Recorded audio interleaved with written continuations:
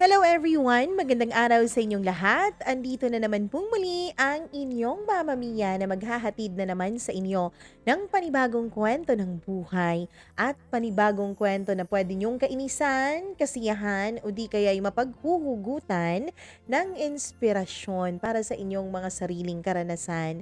Nako, hello po sa lahat ng ating mga bagong subscribers, lalong-lalo na yung mga nag-click talaga ng notification bell. Hello po sa inyo. And hello din, mas lalo na sa mga matatagal na nating subscribers na araw-araw na nanonood, araw-araw na nakikinig at araw-araw na nag-aabang at walang sawang sumusuporta sa ating channel. Naku po, maraming thank you sa inyo. And syempre, maraming salamat sa mga libo-libo nating tagapanood araw-araw. Thank you so much po. Kayo po talagang dahilan kung bakit nagpupursigi kami na makapag-upload araw-araw. Thank you po. Hello pala kay Sally Buma. Naku, maraming salamat sa inyo. Sabi niya, 22 years na raw silang kasal ng hubby niya with 2 kids. Oo. Tama naman ang sinabi ni Sally. Hindi naman talaga madali ang buhay may asawa. Kailangan dalawa kayo na willing mag-fight, dalawa kayong maging honest, dalawa kayong pasayahin ang isa't isa, hindi ba? Magsabi ng totoo, ganun. Hello, Mama Mia. Excited na po ako sa life story ninyo. Hello kay Geraldine Tihada. Huwag kang masyadong ma-excite. Baka ma-disappoint ka. Dina Aliparo, hello po. Maraming salamat. Ayan, kantahin mo. Anong kantahin ko?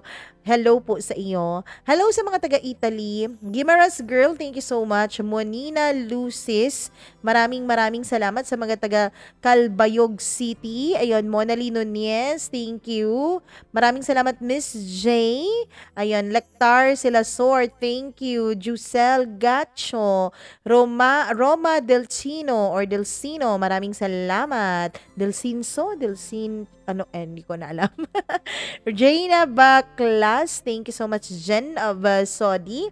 Ayan, Jeneline Mendez. Darlene, maraming salamat sa iyo, Darlene. Kai, thank you so much.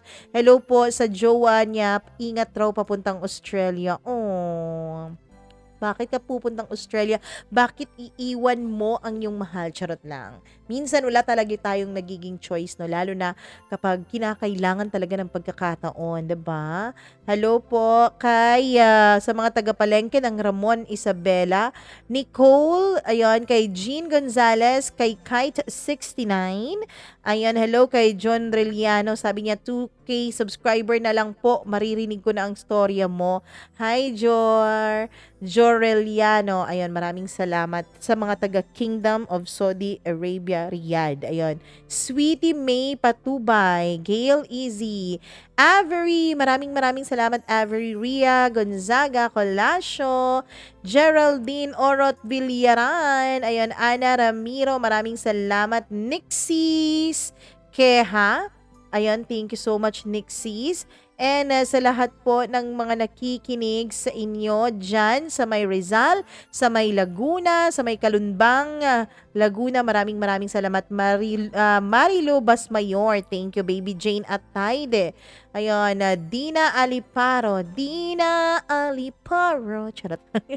Rona May Castillo, Vic Manzanares. Maraming salamat, Vic. Ayun, Riripot, Rona Castillo, Kit Ninolia. Ayun, salamat. Ray Miranda, Mary Ann Max, thank you. The Malbrigman, ayan, sa mga taga South California, USA, maraming salamat po sa inyong lahat. Ayun, kay Sinju Kawaragi, ayun. Thank you. Milagros Guerrero, maraming salamat. Ayun, Alvin Binaya, Rosemary Sapnay. Thank you so much po kay Rosemary Sapnay. Ayun, Chong Germs, ayun, Lian sa vlog, maraming salamat. Buhari Ampuan. Thank you so much. Martex 18, Riza, Cornel Glass. Ayun, Corneli Glass. Chris Van Revolos. Thank you so much sa mga taga-Qatar. Sa mga taga-Hong Kong, maraming salamat. Especially kay Ate Ellen. Hello, Ate Ellen. Maraming thank you po sa'yo. Trisha Yearwood, maraming salamat sa'yo. And pa-shoutout daw sa angel niya na si sa uncle niya na pogi na si Uncle Junjun. Uncle Junjun! Ayan, maraming salamat sa inyo dyan sa mga taga Palawan. Joseph Parilion, thank you. And kay Milagros Guerrero, Lori Anoyo, Jazu Channel. Maraming salamat po sa mga taga Riyadh. Thank you sa mga taga Cebu. Maraming salamat sa inyo mga taga Davao, Roslyn Valencia. Salamat po ng marami, and syempre meron ako na screenshot kahapon kasi birthday niya nung Sunday kahapon. Oh, screenshot nga, 'di ba? Hello po sa inyo. Maraming salamat po. Ayun, hello po sa wedding anniversary pala ni Rhea Gonzaga nung March 16, nung Saturday. Ayun, happy wedding anniversary sa inyo. 22 years. Wow, malapit na kayong mag-silver anniversary. Ayun, maraming salamat sa inyong pakikinig. Huwag na nating patagalin. Alam ko na kayo ay excited nang mapakinggan ang sulat na hinahatid natin sa inyo ngayong araw dito lamang sa paborito niyong programa, ang Dear Mama Mia.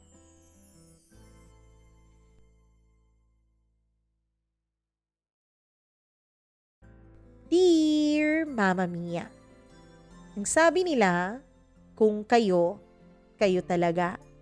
Kung hindi, kahit magtatumbling ka pa, kahit anong gawin mo pa, kahit ipilit ng ipilit mo pa, matatapos at matatapos talaga kung hindi kayo ang nakatadhana para sa isa't isa.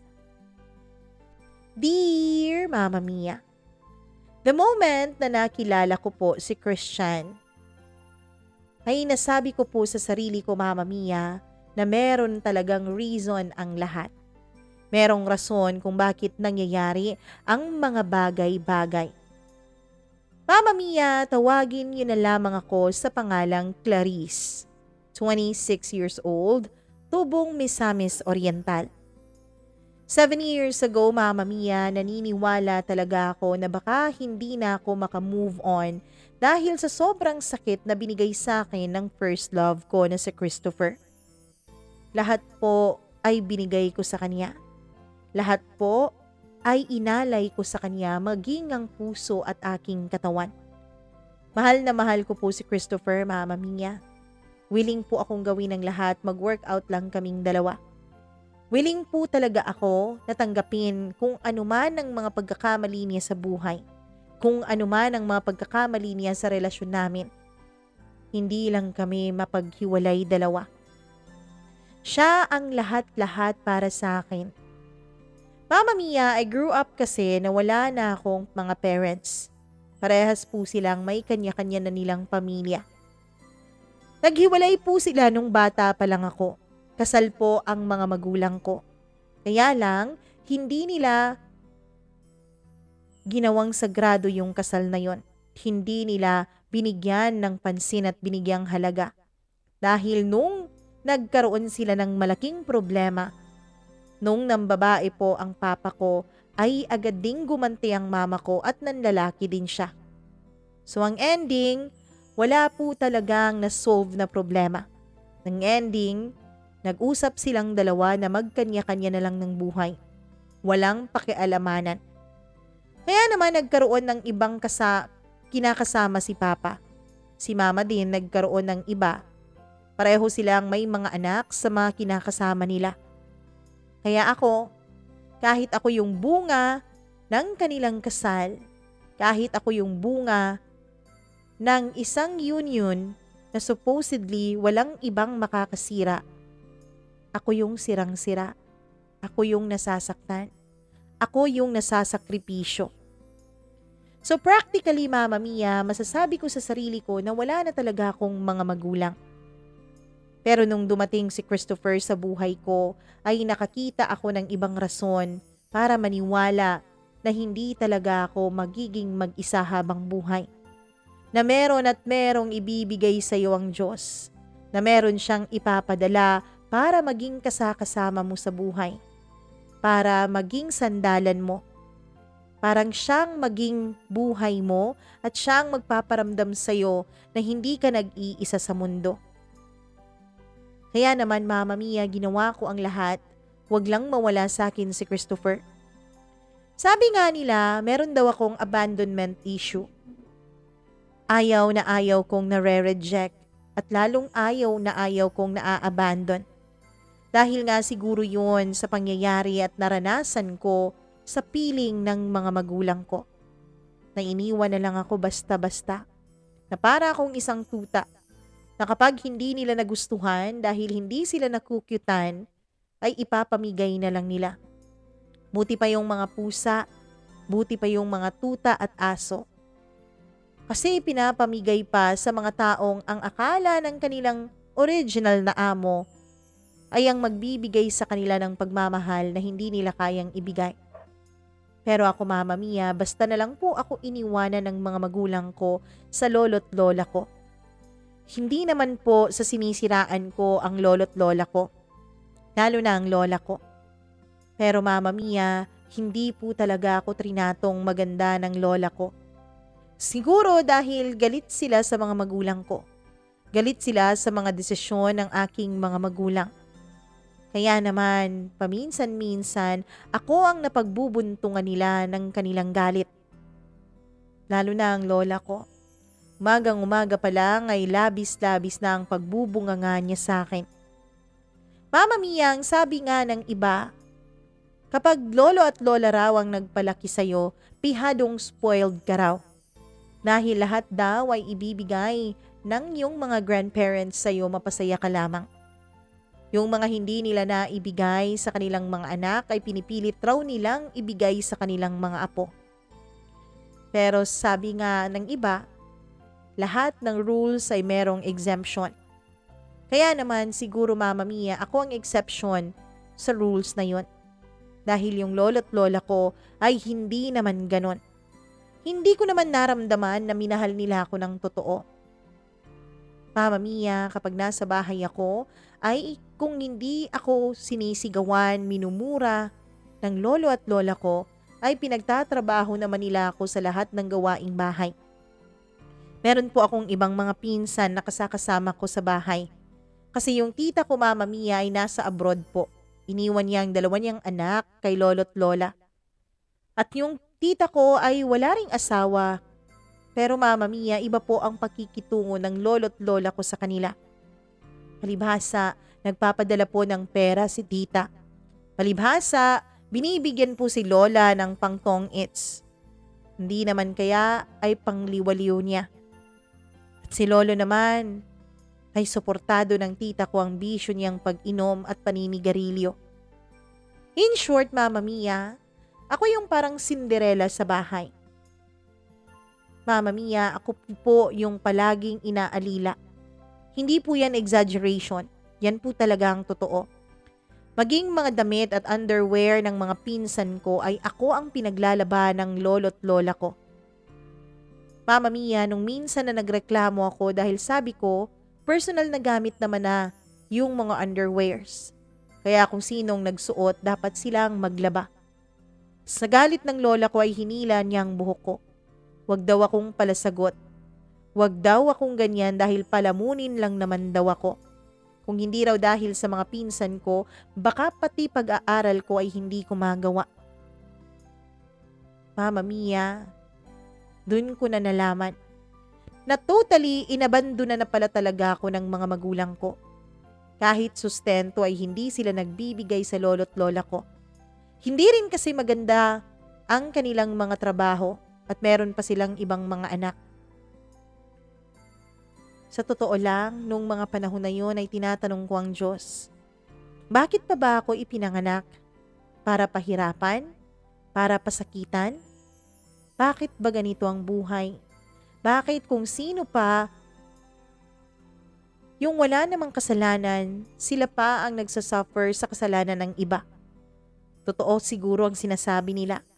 Anak ang magbabayad sa kasalanan ng magulang.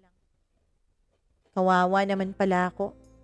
Maswerte pala yung mga anak na mababait ang mga magulang nila dahil wala silang karmang kakaharapin.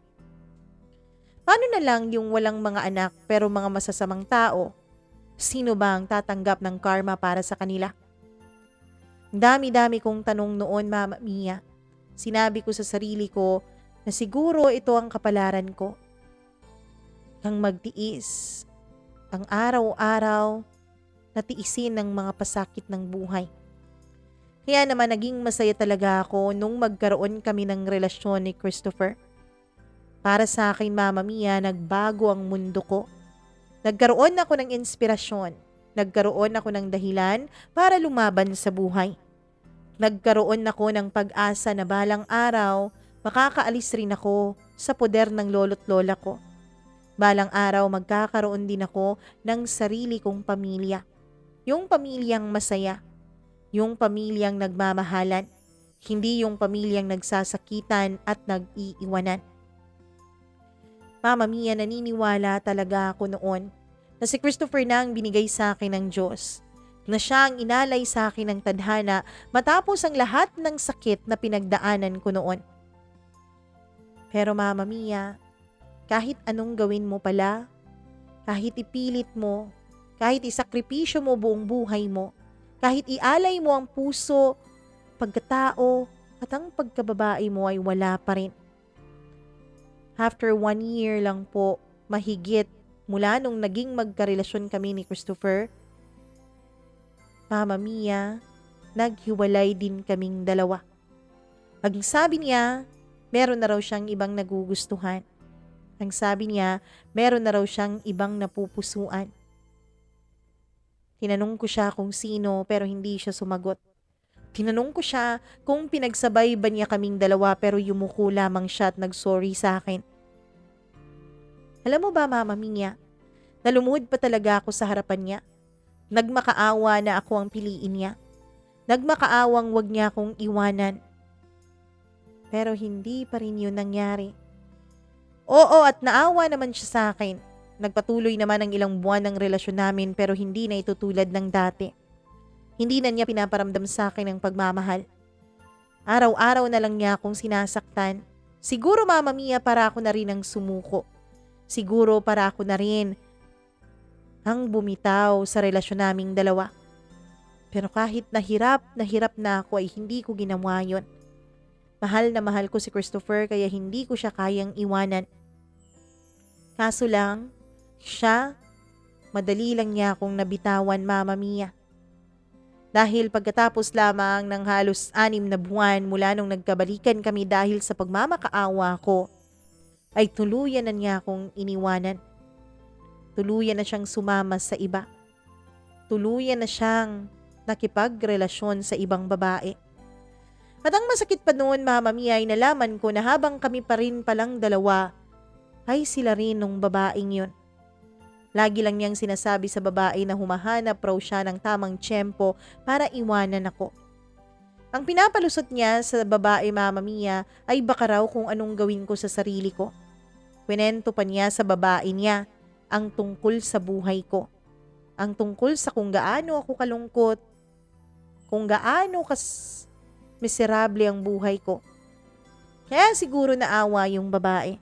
Kaya siguro pumayag na maging sila habang kami pa ni Christopher at unti-unti raw niya akong binibitawan.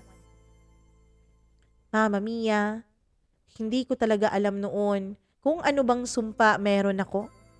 Tinatanong ko ang Diyos, bakit nagkakaganito ang buhay ko? Bakit ako iniiwanan at inaabandona ng mga taong minamahal ko? Ng mga taong dapat ay nag-aalaga sa akin? Ng mga taong dapat ay nagmamahal sa akin? Una, mga magulang ko. Pagkatapos, hindi naman ako mahal ng mga lolo't lola ko. Sinasaktan pa nga ako. At ngayon, kung kailan nakala ko na nakahanap na ako ng isang tao na natatangi kong kakampi sa mga hamon ng buhay, na natatangi kong tagapagtanggol sa mga panakit na mundo, 1 taon lang din pala akong paliligayahin. Dahil pagkatapos ng mahigit 1 taon, ay tuluyan na akong iniwanan. Mahirap, Mama Mia. Mahirap ang mag-move on.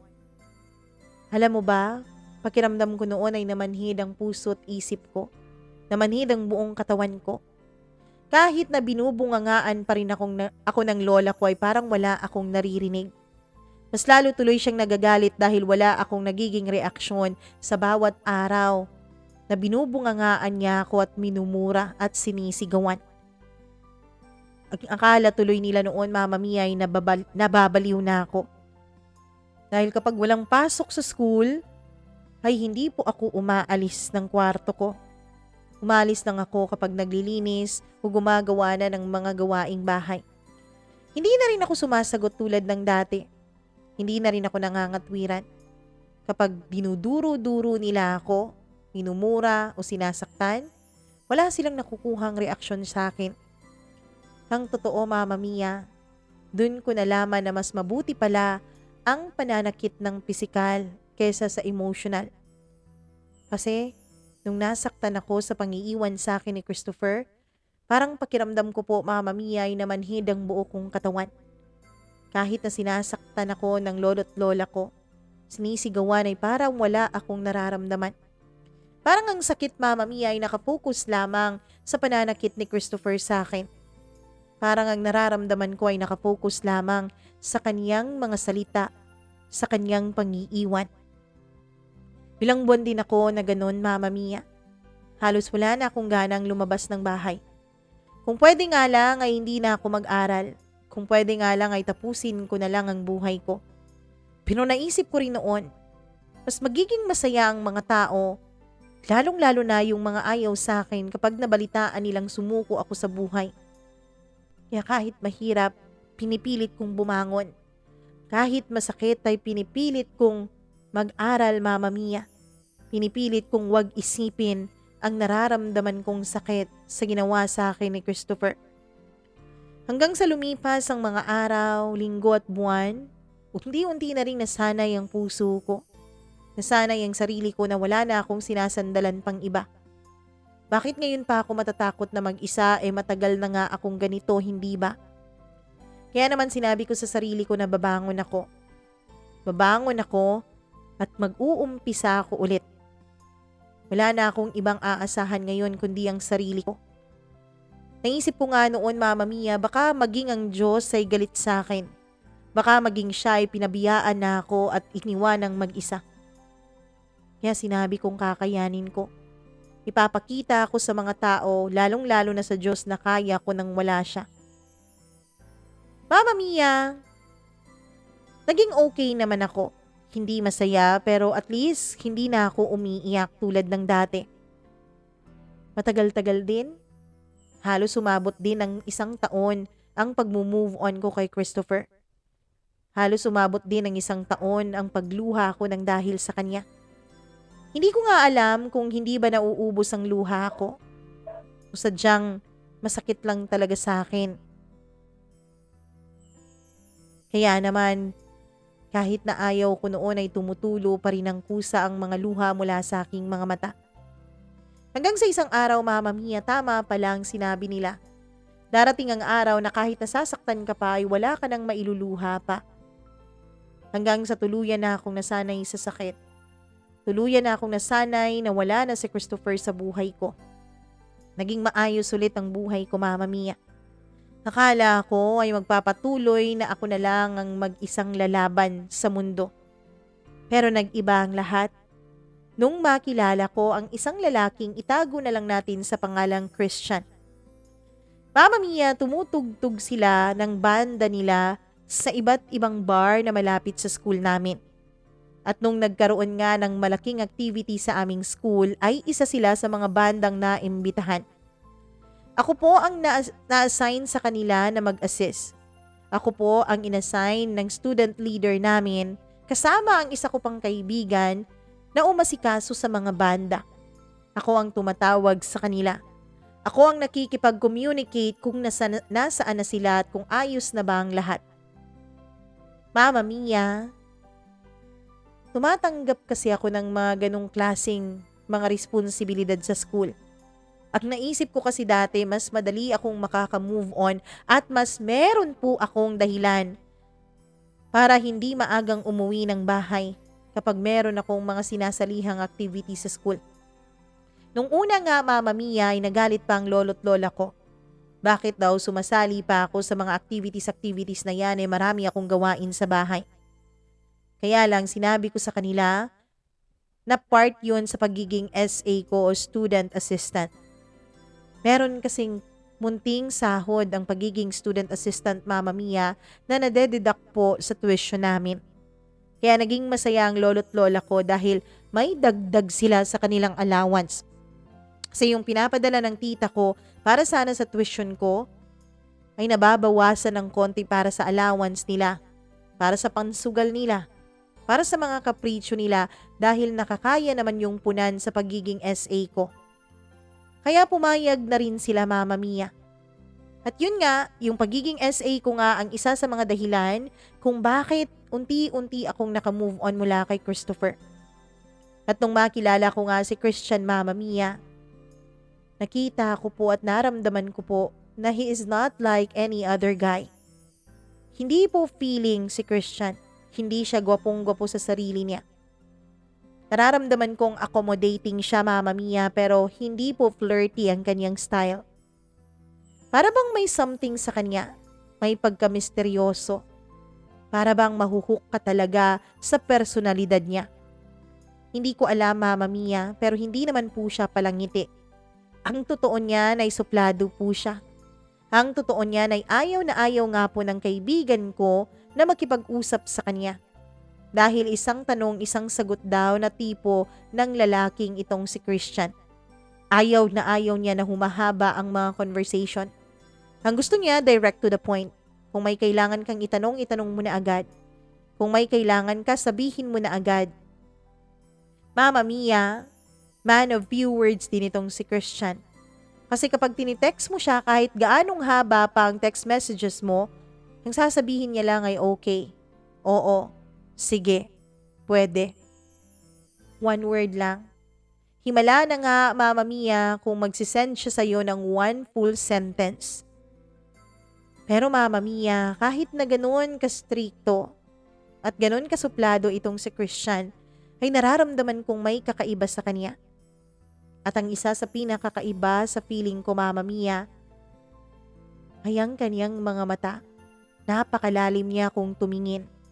Kapag tumitig siya, Mama Mia, para bang lagpas hanggang mga buto mo. Para bang inaarok niya lahat ng mga buto-buto, ugat at kalamnan mo sa katawan. Hindi ko alam pero titig pa lang niya ay naaapektuhan ng pagkatao ko. Hindi ko alam noon, Mama Mia, kung dapat ba na pagtuunan ko ng pansin si Christian. Kaya lang sa whole duration ng program, kahit nung mga panahon, weeks prior sa activity namin sa school, ay lagi na kaming magkausap dalawa. Lagi ko nang naririnig sa kabilang linya ang boses niya. At nung tumugtog na nga sila sa school, Mama Mia, hindi ko alam pero parang may nagsasabi sa sarili ko na dapat magipagkilala ako kay Christian. Na dapat mapansin niya ako. Yung pakikipagkilala na hindi lang basta-basta pangalan ang alam niyo sa isa't isa, kundi maging ang pagkatao niyong dalawa. Hanggang sa nasabi ko nga sa sarili ko na gusto ko si Christian. Go for it, girl! Gusto mo siya? Ikaw na ang gumawa ng paraan. Hello, modern na nga ngayon, di ba? Hindi na uso-uso yung mga Maria Clara. Hindi na uso yung babae ang nag-aantay sa move ng lalaki. Tsaka isa pa, alam ko, wala namang girlfriend yang si Christian o wala namang pinopormahan. Kaya hindi masama na sabihin mo sa kanya o magpapansin ka sa kanya. Yung iba nga, kahit alam nilang nakatali na may commitment na sa iba, nilalandi pa rin nila eh. Ikaw pa kaya? Kaya go for it. Walang pipigil sa'yo. Kung gusto mo, bigyan pa kita ng tips kung paano mo mapapapansin si Christian. Yun nga ang ginawa ko, Mama Mia. Ilang days din ako na nag-iisip kung paano nga ba na mapansin ako ni Christian nang hindi niya masyadong mahahalata ang tunay kong intensyon. Pero Mama Mia, bago pa lang ako makagawa ng sarili kong diskarte para mapansin niya, nagulat na lang ako dahil unang nag-text sa akin si Christian. At ang text na yon ay hindi po basta-basta text tulad ng ginagawa niya dati na one word lamang. This time, Mama Mia, siya ang unang may kailangan sa akin. Hi, Clar. Si Christian ito. Pwede bang humingi ako ng konting favor sa'yo? Tanong niya. Mama Mia, tumayo pa lahat ng balahibo ko sa katawan nung mabasa ko ang text message na yon. Nagantay pa ako ng ilang minuto bago ako nag-reply kasi yun ang sabi ng kaibigan ko. Dapat daw ngayon na si Christian ang unang gumawa ng move sa akin ay wag akong masyadong pahalata na excited sa kanya. Kaya naman matapos ang halos 5 minuto ay tsaka ko pa siya nireplyan. Hi Chris, ano nga palang hihingin mong pabor? Tanong ko. Wala pang 1 minuto ay nakatanggap na ako agad ng reply mula sa kanya. Ah, Clar, meron kasing tugtog yung banda namin. May sasalihan kasi kaming Battle of the Bands pero required daw na kailangang may manager para yun daw ang makikipag-usap dun sa mga organizers. Yung manager din ang bahala na umaasikaso ng mga papers and requirements. Yun ang kailangan namin kaso wala kami nun Tinanong ko na sa mga organizers kung pwede bang ako na lang pero ayaw nila. Kaya naisip ko, pwede kaya ikaw? Tanong niya. Mama Mia, isa lang ang pumasok sa kokote ko nung tinanong niya yun sa akin. Ibig sabihin, araw-araw kaming magkakasamang dalawa. Ibig sabihin, araw-araw ko siyang makikita. Kaya naman, Mama Mia, kahit na atat na akong pumayag sa kagustuhan niya, ay nagtanong pa rin ako para kunwari ay hindi ako ganun kainteresado. Kailan naman yan, Chris? Tanong ko. Next month pa naman yung battle pero yung registration magsa-start na next week. Pwede ka ba? Kung hindi ka pwede, ayos lang pero sana pwede ka. Reply niya. Okay, sige. Hindi pa naman natin midterms Kaya meron pa akong time. Sabi ko sa kanya, Mama Mia, na kunwari ay chill lang. Kunwari ay simple girl lang. Thanks, Clar. Promise, kapag dumating yung panahon na ikaw naman ang mangangailangan ng pabor, anything, sabihin mo lang at gagawin ko agad. Sabi niya. Mama Mia, dahil nga ako ang umasta bilang kanilang band manager, ay nagka-close po kaming dalawa ni Christian. Naging close po kami nang walang ka-effort-effort. Lalo na at tinatanaw talaga niyang malaking utang na loob sa akin ang pagpayag ko bilang tumayo na kanilang band manager. Mama Mia, hindi ko talaga lubos sa kalain na ang kapalaran na pala mismo ang gagawa ng paraan. Siya na pala ang gagawa ng dahilan para maging close talaga kaming dalawa ng lalaking nagugustuhan ko. Pero Mama Mia, nandyan din pala yung mga disadvantages kapag masyado kang ka-close ng crush mo. Dahil nga masyado kaming close, Mama Mia, dahil nga parang magkapatid ang turingan nila sa banda, pakiramdam ko ay hindi ako nakikita ni Christian bilang girlfriend material. Pakiramdam ko, Mama Mia, ay hindi niya ako nakikita bilang isang babae. Bilang isang babae na pwedeng gawing girlfriend and eventually pwedeng pakasalan. Ang turing kasi niya sa akin at ang sabi niya, Mama Mia, ay ako raw ang isa sa mga best friends niya. Lagi niyang sinasabi sa iba na one of the boys daw ako. Lagi nilang sinasabi na parang hindi raw ako babae at wala raw akong kaarte-arte sa katawan. Yan ang pananaw sa akin ni Christian, Mama Mia. Alam mo, Clar, buti pa ang ipakita mo sa kanya na hindi ka naman talaga one of the boys. Alam mo, sa totoo lang, kaya niya yan naisip kasi kahit tapos na yung Battle of the Band, lagi ka pa ring sumasabay sa kanila. Tapos, kapag kumakain sila, napakoboy-koboy lang, sinasamahan mo sila. Wala kang nagiging reklamo. Kaya siguro lalaki ang tingin nila sa'yo. Alam mo, mabuti pa. Tuwing Wednesday, starting this Wednesday ha? Kasi wash day naman natin at pwedeng hindi tayo mag-uniform, hindi ba? Mag-dress ka kaya, o di kaya'y magpalda ka. Sabi sa akin ng kaibigan ko nung sinabi ko ang problema ko, Mama Mia. Alam mo kasi, Clar, yung mga lalaki, gustong-gusto nila yung mga babaeng babae talaga. Yung parang fragile, yung parang babasagin, yung parang aalagaan nila. Alam mo, maganda naman ang babae na independent eh. Yung strong. Pero sa atin lang yun. Yung mga lalaki kasi malakas ang ego nila at mataas ang pride nila. Kaya gustong-gusto nila na nagiging lalaki sila sa isang relationship. Kaya siguro hindi ka nakikita na gano'n ni Christian kasi ang akala niya at ang pagkakakilala niya sa'yo ay strong and independent woman ka. Hindi kailangan ng pagsisave. Alam mo, yung mga lalaki na yan, karamihan sa kanila may superhero complex eh. Gustong-gusto nila na nagiging bayani sila, lalong-lalo na sa mga babae. Mama Mia, iba't ibang advices pa ang sinabi sa akin ng kaibigan ko. Mga advices na kung tutuusin ay nagme-make sense naman. Tama nga, may mga lalaki talaga na gustong-gusto yung sila ang malakas sa relasyon. Yung sila ang nagdadala sa relasyon. Kaya naman, Mama Mia, ginawa ko talaga ang advice ng kaibigan ko. Ginawa ko ang advice nila na magpakababae ako. Nagsusuklay ako, nagtitirintas ng buhok, nagdidress. Kahit nga yung lolo't lola ko ay lagi na akong pinagagalitan. Ang sabi nila baka lumalandi na raw ako kung bakit babaeng babae na ang itsura ko. Pero hindi ko sila pinapansin.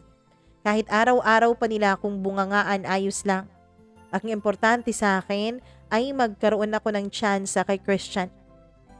Pero Mama Mia, imbis na mapansin ako ni Christian bilang isang girlfriend material, ay sinabi na naman niya sa akin na baka nagkaroon na raw ako ng boyfriend.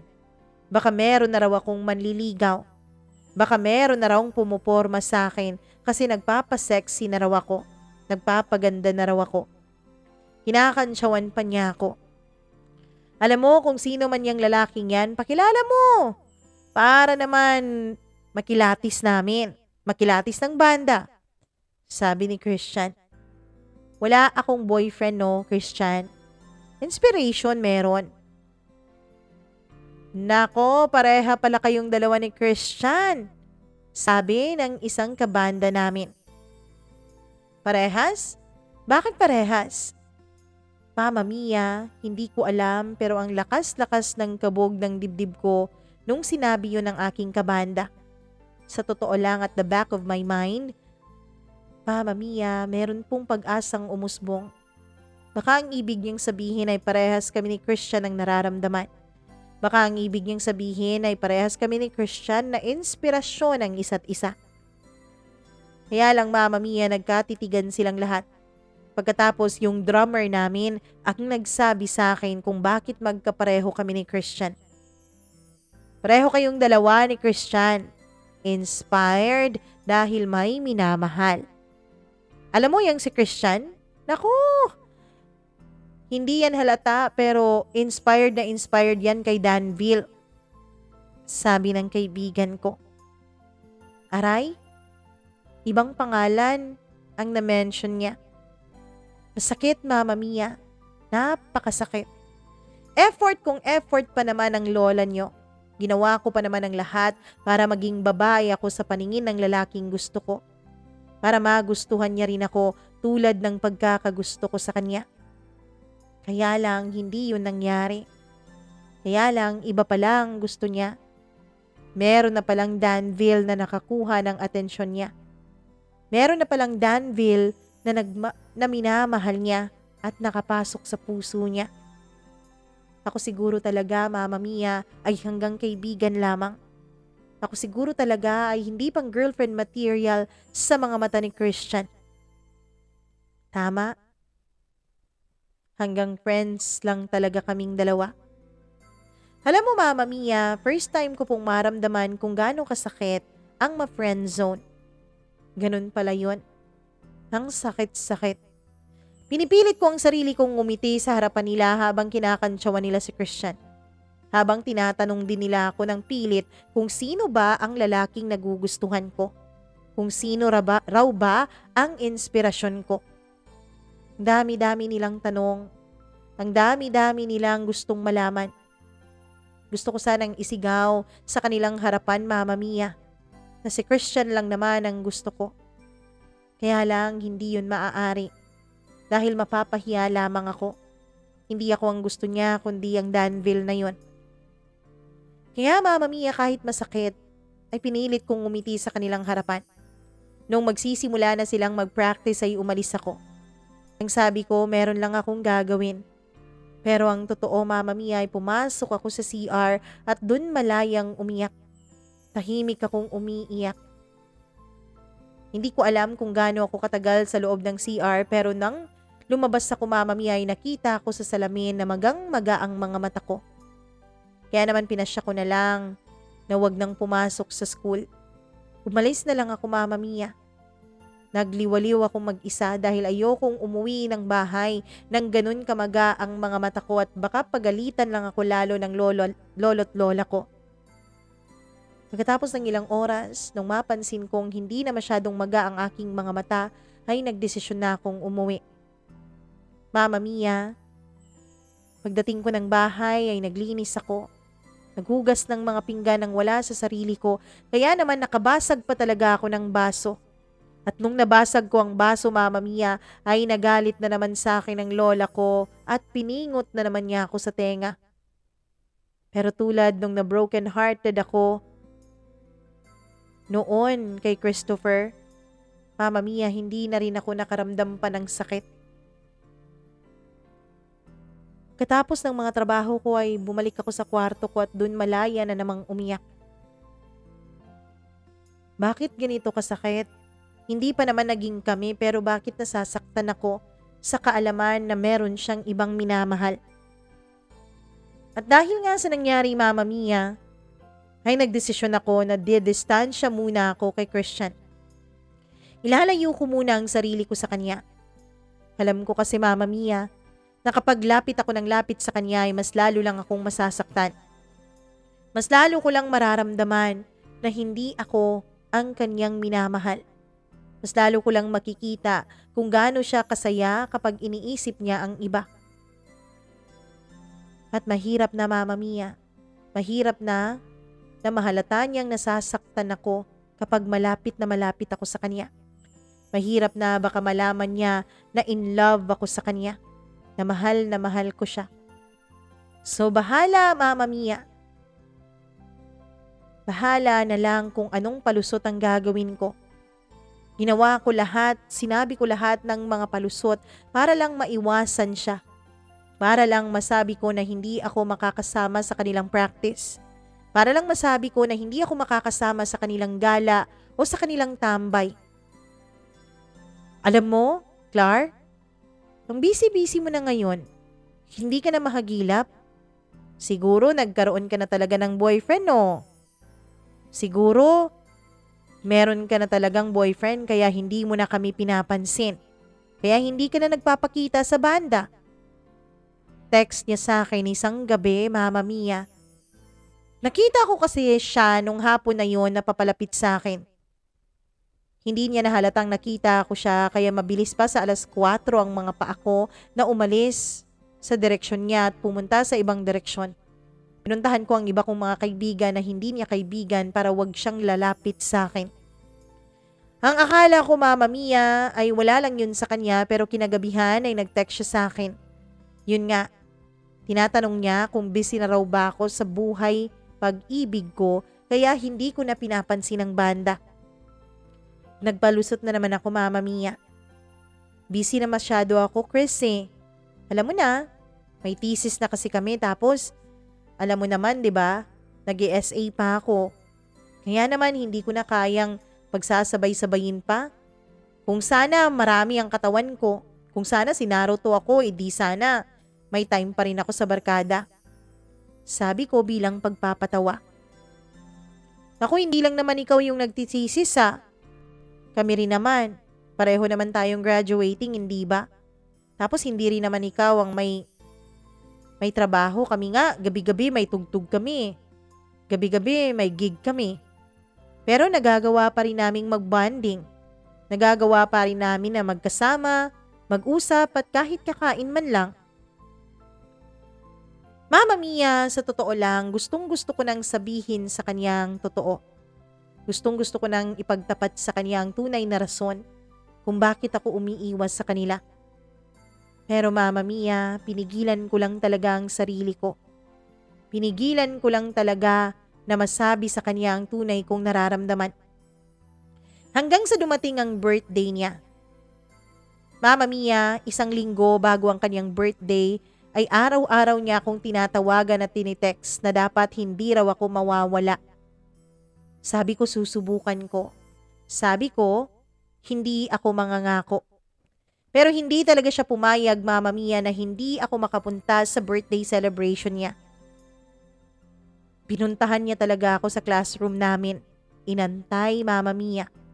Wala na akong naging lusot noon dahil paglabas ko sa classroom ay nandun siya. Sinabi kong gagawa pa kami ng project ng mga kaklase ko pero ang sabi niya, magtatampo raw siya sa akin kapag hindi ako sumama. Sumama ka na nga. Bukas na lang natin gawin yung project. Ay teka, di ba bukas pa naman talaga ang usapan natin? Tanong ng isa kong kaklase. Mama Mia, doon ay tinignan ako ng masama ni Christian. Ano ba, Clarice, iniiwasan mo ba ako kaya ka ganyan? Ayaw mo na ba akong kasama? Sabihin mo lang at aalis ako. Mama Mia, doon ay sinabi kong nakalimutan ko lang na bukas pala ang usapan. Sige, payag na ako. Sige na, sasama na ako. Doon ay ngumiti siya. Nandun nga kami sa bahay nila Mama Mia. Kumain dahil maraming handa, tapos nag-inuman pa sila.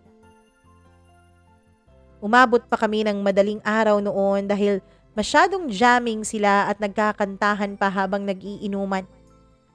Pero Mama Mia, noong napansin ko na medyo marami-rami na ang nainom ni Christian, ay bigla na lang siyang lumapit sa akin pagkatapos ay in-invite niya ako na lumabas muna kaming dalawa. Sabi niya Mama Mia, meron lang daw siyang sasabihing importante. Ayoko sanang lumabas dahil ayokong mapagsulo kaming dalawa dahil baka mahalata niya sa mga mata ko ang labis-labis kong pagmamahal.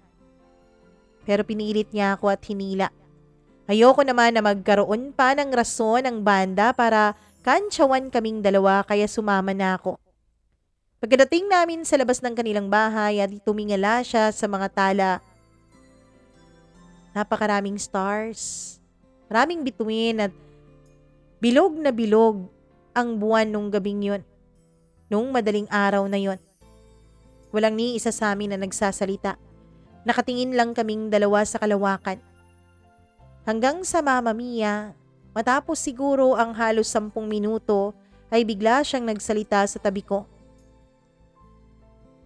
Sayang, walang wishing star, sabi niya. Wishing star?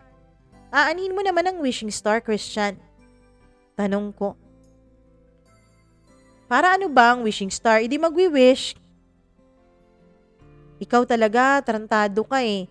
Hindi ganun ang tanong ko. Ang tanong ko, ano bang iwi-wish mo sa wishing star nasa iyo na lahat? Alam ko na. Iwi-wish mo siguro na sagutin ka na ni Danville, no? Sabi ko. Hindi. Iwi-wish ko na sana ngayong birthday ko. Sana magkaroon ng konting panahon na maging magkapareho ang nararamdaman natin para sa isa't isa. Hindi ko alam, Mama Mia, kung nabingi na ba ako sa mga sinabi niya. Tinignan ko siya. Nakatingala pa rin siya sa langit. Ha? Anong sabi mo, Chris? Ako, lasing ka na yata eh. Sige na, matulog ka na at uuwi na ako. Sabi ko. Hindi ako lasing. Oo, nakainom lang. Alam mo, sinadya ko talagang uminom para magkaroon ako ng tapang at lakas ng loob para masabi sa'yo ang lahat ng dapat kong sabihin. Clar, sana wag kang magalit sa akin ha. Sana wag matapos ang pagiging magkaibigan natin. Ngayon na may aaminin ako sa'yo. Mahal kita, Clarice. Mahal na mahal kita. Pagkasabi niya noon, Mama Mia, ay para akong nawalan ng lakas. Muntik pa ako talaga na matumba. Buti na lang at nasa lunya ako. Ah, anong sabi mo? Alam mo, lasing ka na talaga. Alis na ako, sige na. Sabi ko, wag please, wag kang umalis. Pero nagpumilit akong umalis, Mama Mia. Kaya naman bigla na lang niya akong hinila pagkatapos sa iniyakap. Ilang sandali pang natigilan ako sa yakap na yon. Hanggang sa kumalas siya sa pagkakayakap sa akin. Tinignan ako sa mga mata. Pagkatapos, Mama Mia, naramdaman ko na lang ang paglapat ng mga labi niya sa mga labi ko. Napapikit ako sa sensasyon na dala noon sa katawan ko. Ang sarap-sarap sa pakiramdam. Para bang naging magaan ng lahat. Para bang idinuduyan ako ng tadhana. Mama Mia, hanggang sa ang halik na yon ay lumalim ng lumalim. Na halos hindi na ako makahinga nung matapos ang halikan naming dalawa. Mahal na mahal kita, Clarice. Hindi ko na rin napigilan ang sarili ko, Mama Mia, at naamin ko na rin kay Christian ang totoo. I love you too, Christian. Pagkasabi ko noon ay bigla siyang ngumiti ng malawak at hinalikan akong muli. Mama Mia, bumalik kami sa barkada. Pagkakita namin ay tulog na sila dahil sa kalasingan, ay hinila ako ni Christian at pumasok kami sa kwarto niya. Wala kasi ang mga magulang niya noon at ang sabi ay meron daw itong mga business trip. Sa unang gabi, sa unang madaling araw ng relasyon naming dalawa ni Christian, ay agad na may nangyari sa aming dalawa. Pero hindi ko yun pinagsisisihan, Mama Mia. At hindi ko yun pagsisisihan. Dahil mula nung araw na yun, na naging kaming dalawa nga officially ni Christian, Mama Mia, walang pagsidla ng kasiyahan na naramdaman ko. Mahal na mahal ko si Christian. At ramdam na ramdam ko rin, Mama Mia, na mahal niya ako. May takot sa puso ko. Paano kung gawin sa akin ni Christian ang ginawa sa akin noon ni Christopher? Paano, Mama Mia, kung sasaktan niya lang din ako? Paano kapag nagkaroon siya ng bago? Paano kapag nagkagusto siya sa iba? Anong gagawin ko, Mama Mia? Ano ba ang sasabihin ko? Paano ko ba siya mamahalin na hindi siya mawawala sa akin? Paano ko ba ipaparamdam sa kanya ang tunay kong pagmamahal? Na hindi niya ako iiwanan, na hindi niya ako masasaktan. Pero na-realize ko, Mama Mia, walang sagot sa ganun. Walang kasiguraduhan na hindi darating ang araw na hindi niya ako sasaktan. Walang kasiguraduhan na hindi niya ako lolokohin. Dahil isa lang ang natutunan ko dahil sa lagi kong panonood at pakikinig sa'yo. Mama Mia, lahat ng tao ay magbabago. Dahil ang tanging constant lamang sa mundong ito ay ang pagbabago. Lahat ng bagay sa mundo, lahat ng taong kakilala mo ay may chance na magbago. Kaya pwede ring magbago ang nararamdaman ni Christian sa akin. Pwede ring magbago ang commitment at ang loyalty at ang faithfulness niya sa akin. Pero kahit na ganon, naging matapang pa rin ako, Mama Mia. Sinabi ko pa rin sa sarili ko na susubukan ko. Na i-enjoy ko, Mama Mia, ang pagmamahalan naming dalawa habang kami pa. Na i-enjoy ko ang aming relasyon at hindi ko iisipin na lolokohin niya ako. Mama Mia, naging masaya ang relasyon namin. Oo, maraming mga pagsubok. Kalimitan sa mga ito ay selos. Dahil nga meron na akong trust issue. Pero wala namang selos at wala namang pagsubok at problema na hindi na pag-uusapan. Lagi niya akong iniintindi, Mama Mia. Lagi niya akong sinasamahan kahit sa mga madidilim na bahagi ng sarili ko. Dumaan pa ako sa anxiety at depression pero hindi niya ako iniwanan. Ang dami-dami na naming nalagpasan. Akala ko, Mama Mia, ay panghabang buhay na kaming dalawa. Akala ko ay tunay na siya na ang tadhana para sa akin. Pero nung isang taon lamang, Mama Mia, nung isang taon lamang nang mangyari ang pinakamalaking pagsubok sa relasyon naming dalawa ni Christian.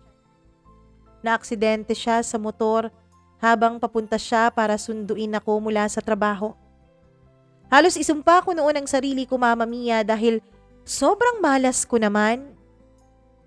Lahat yata talaga ng mamahalin ko at magmamahal sa akin ay mawawala. Nakakita na nga ako ng lalaking mahal na mahal ako. Ng lalaking tanggap na tanggap pati ang mga madidilim kong kahapon, madidilim kong mga problema at madidilim na bahagi ng pagkatao ko. Isang lalaking mahal na mahal ako at nag-aalaga sa akin. Pero ngayon, Mama Mia, ngayon ay kinuha na naman siya sa akin. Oo, Mama Mia, kinuha po sa akin si Christian. Hindi po siya nawala dahil nang babae siya.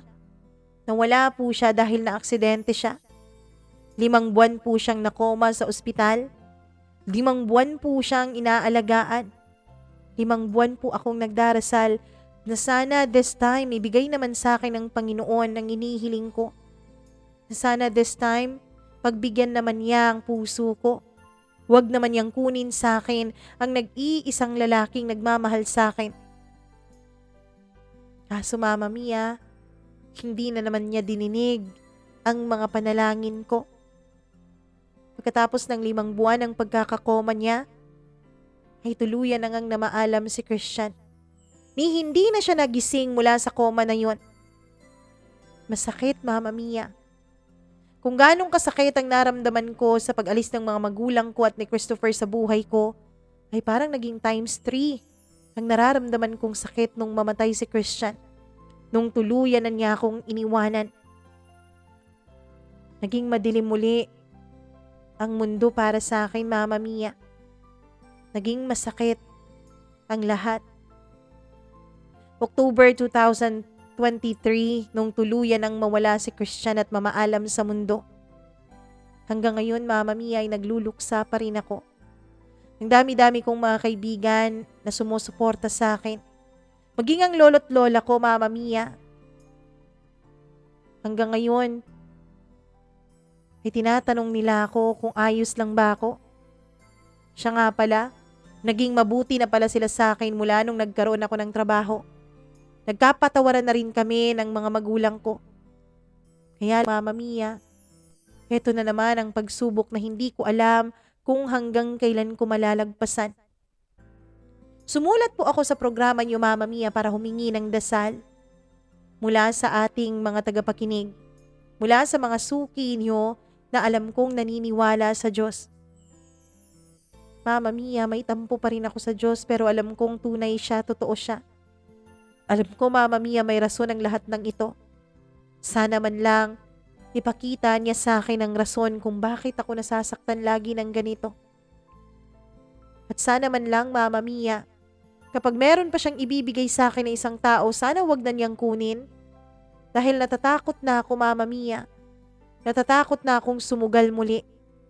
Baka sa 2 pagkakataon, baka ako naman ang mawala. Baka ako naman ang sumuko sa buhay. Maraming salamat po, Mama Mia, sa pagbabasa mo nitong sulat ko. Hanggang dito na lamang, lubos na gumagalang, Clarice.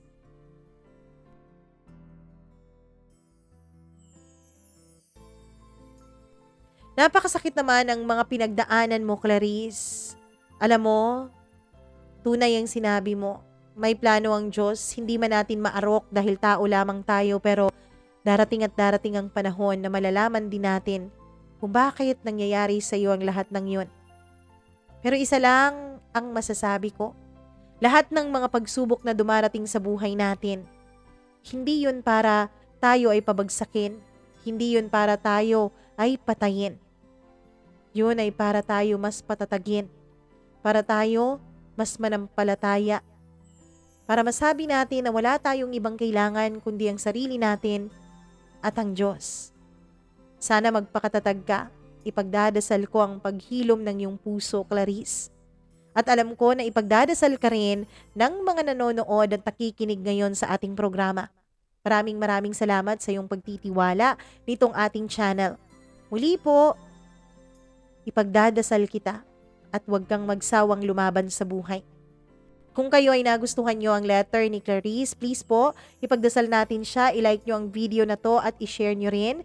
Huwag nyo pong kalimutan na mag-subscribe sa ating channel at huwag nyo pong kalimutan na i-click ang notification bell para lagi po kayong updated sa tuwing may bago tayong video na ina-upload. Ako pong muli ang nag-iisa ninyong Mama Mia. Magandang araw sa inyong lahat at maraming salamat sa inyong panonood.